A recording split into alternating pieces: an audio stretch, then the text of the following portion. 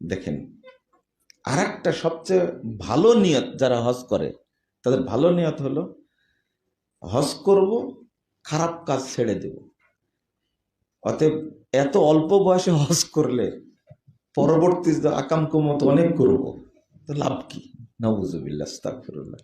যদি কারো হজ্জে যাওয়ার সময় এই নিয়ত থাকে, ও যদি কিয়ামত পর্যন্ত প্রতিদিন হজ করে, প্রতি বছর না প্রতিদিন যদি হজ করে, কাজে লাগবে মনে হয় আপনাদের? যেমন একজন লোক রমাদানে সিয়াম রাখছে, উদ্দেশ্য এটা যে রমাদান চলে গেলেই বাঁচি, এখন খারাপ কাজগুলো করতে পারছি না, রমাদান চলে গেলে শুরু করব। এর রমাদানে সিয়াম রাখার কোনো দাম আছে মনে করেন আপনারা?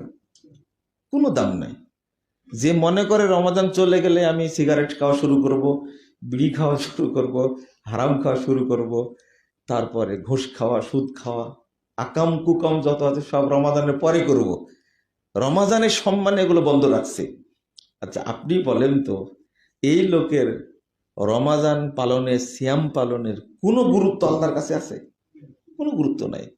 তার ভিতরে যে অভিশপ্ত আত্মা আছে সেটাকে সে নিয়ন্ত্রণ করতে পারেনি।